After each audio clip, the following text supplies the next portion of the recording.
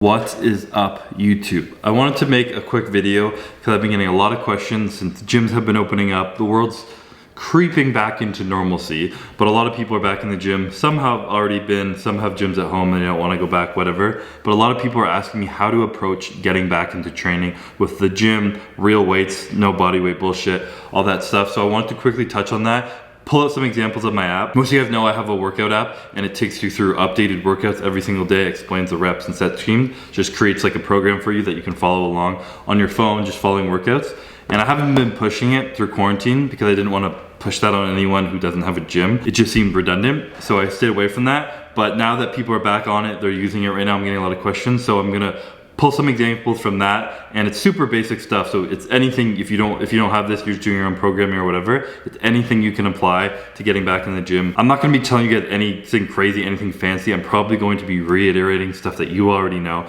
but hopefully hearing me say it will lead you more likely to do it because it's nothing glorious, it's nothing fun. I'm gonna be telling you the bullshit you don't wanna hear, which is to ease back into it. The last thing anyone wants to hear come back from an injury or time off. So first things first, one of the worst parts I find about being an advanced trainer is how difficult it is to fix bad habits. So if you've been doing something for so long, you're used to lifting so heavy, you don't want to take a step back and fix little tweaks, little things in your form, building mind-muscle connection, anything like that. It sucks when you're more advanced. So now that we're kind of all taking a step back from not being in the gym for a while, I'm imploring you guys to not go heavy and not intense. Instead, use this time to really perfect your form. Because I know you guys don't have perfect form. I don't, you guys don't, you just don't. Perfect your form and really work on mind-muscle connection. This is such a good time to create good habits when you're forced into doing lower weight, because it's easy to build it with lower weight. And if you slowly stack your weight on top of it and you keep those good habits on the way, your longevity and your muscle gain will continue to rise much quicker than it would if your form slowly starts to break down as you get heavier. You start to get injuries,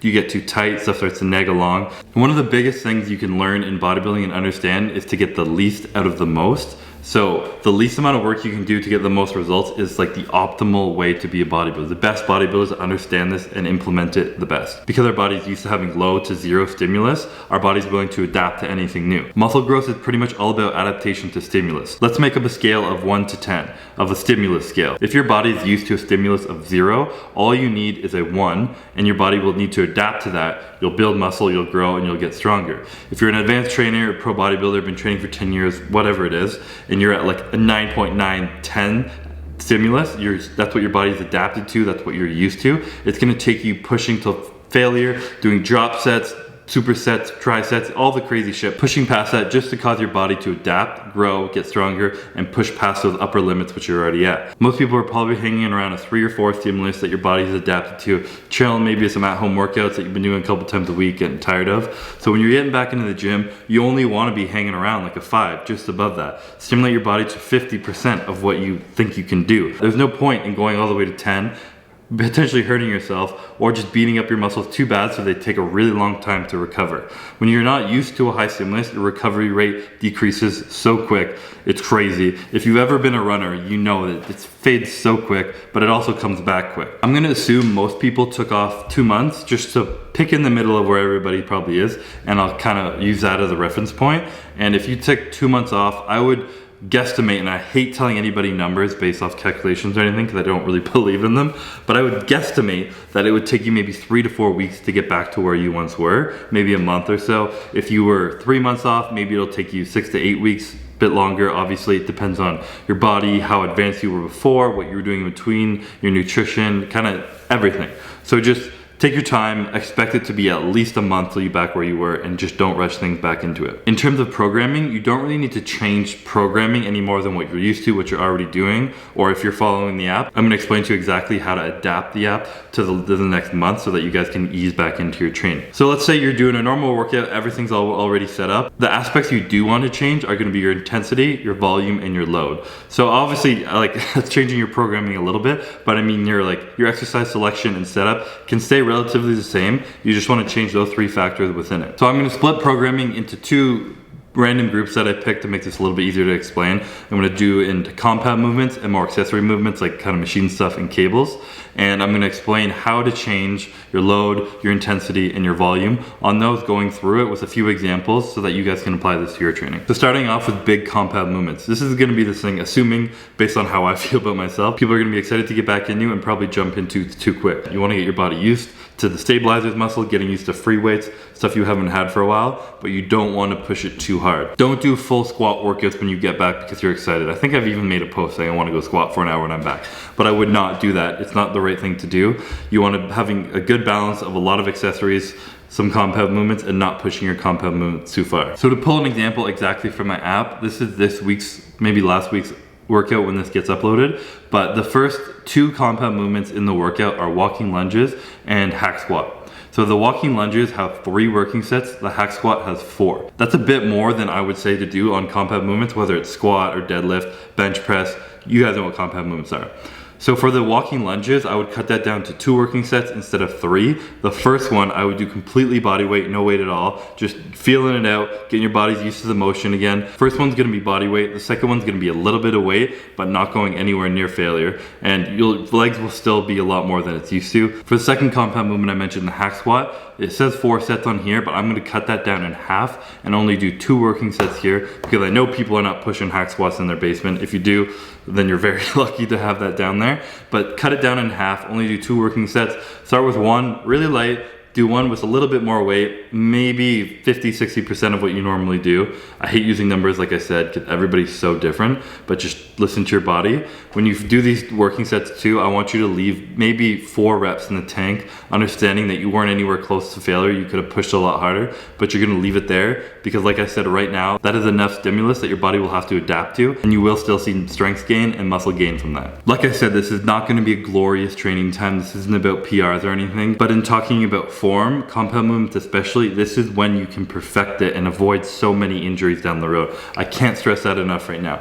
If you're used to squatting 405 and you're like, yeah, I want to get back to that, cut it in half, go down to 2 plates, maybe even a bit less, 205 or something, and you have perfect form. Don't even go close to failure so that your form will start to break. And as you're escalating throughout the weeks and getting back to normal, make sure those little tactics, those little form tweaks that you've been adding in do not change anywhere, and you will benefit so much in the long run. All right, so for accessories and more machine stuff, this is gonna be your best friend right now. This is where you're gonna wanna hang out, doing much more of these. So to pull up an example here, on this week's chest workout with my app, the first exercise is high pulley cable crossovers, and that's 3 sets of 12 to 15 reps. 3 sets isn't crazy amount of volume, 12 to 15 reps, normal rep range. This is, you don't have to change anything on these, but I would suggest if you normally are failing at like 15 and you're pushing yourself to 14, doing like leaving 1 rep in the tank, I would pull that back way more and just really take as slow as you can doing flies. Anything you're doing, just feel it as much as you can, get as tight of a contraction you can, and focus on, instead of forcing the weight to make your body contract it, use your mind muscle connection to contract whatever muscle you are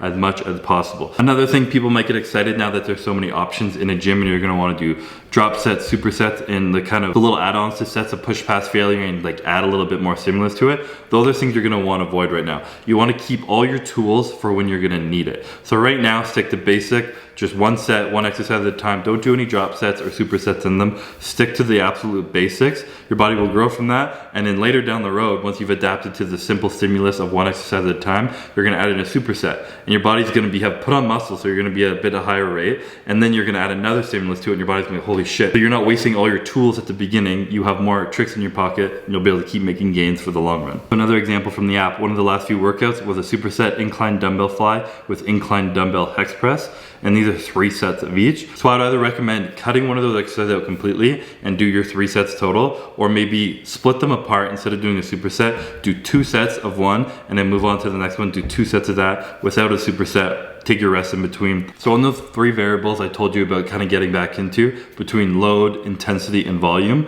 in order of what I think you should be adding back into your program slowly. So if you start with all of them low and you feel good the first week, absolutely no DOMs, you're just feeling good, you're ready to get back at it, the first thing I would personally suggest to add in is volume. If you're cut out a few sets, maybe a few of the exercises, add them back in. Start with adding all the accessory volume back in, and then the compound movements back in. The next variable you're gonna wanna add in, I would suggest, is load. So slowly start increasing your weight. And again, keep your rep range over 6 reps. You don't wanna be doing anything below, just completely unnecessary right now, but still build that weight back up very slowly each week as you're feeling better. Just listen to your body and don't push it too hard. And last is gonna be intensity. You can slowly creep up your intensity as you're going along. Intensity is, in my opinion, like the #1 thing for muscle growth. And if you can grow without it, that's amazing. But when you get to that point where everything else is kind of tapped out, what it all comes down to is pushing yourself farther and harder every single time, every set, every workout, to keep adding a greater stimulus to your body and force it to adapt more. So like I said, ease back into it. Start by adding a bit of volume to your workouts,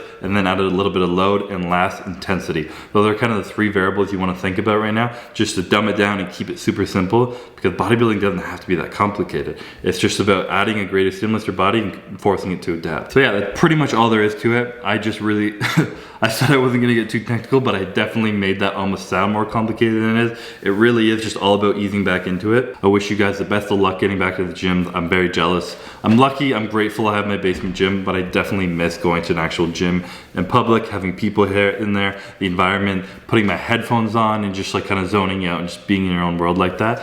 Definitely miss that feeling. If you guys are interested in checking out my training app, like I was saying, I'm gonna put the first link in my bio for that. The daily updated training program, there's a private Facebook app where you guys can chat with each other and chat with me. And we try and make it so that everybody's working out on the same workout on the same day. So if you guys both went in and did legs, then you get on the group after and be like, holy fuck, that was a deadly leg day. Trust me, the leg days get fucking brutal sometimes. I've crawled out of the gyms in some, and it definitely feels good to go on the group afterwards and have people saying that they're feeling the exact same way. We got a bunch of cool features coming up in the future, something I haven't really touched on, but I want to share it because I'm really excited about it. We have a kind of macro calculator coming in very soon that's like fully custom to this app, something that's been working on since before we actually launched the app. It's been kind of getting pushed back because we want to really perfect it, make it perfect. Something that's really hard to put together, I'm finding out slowly, and I'm not the web developer. That's coming in soon. We have multiple programs on there. Right now, the biggest ones are the push-pull leg split, bro split, which is just one body part at a time, obviously. And we have a new power bodybuilding split that we added into it, which is kind of how I trained when I was in university and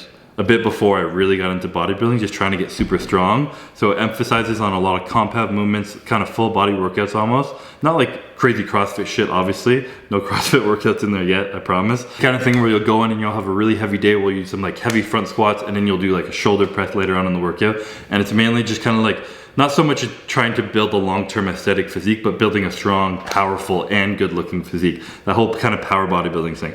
People have been loving this one a lot. I didn't think so many people would jump onto it when it came out, but they have been really liking it. And it makes sense. I fucking loved it when I was younger. I'll probably honestly go back to training like this when I'm not competing anymore. But for now, those are the 3 main ones. We do still have the at-home workouts in there because like I said, I know some people are still stuck at home.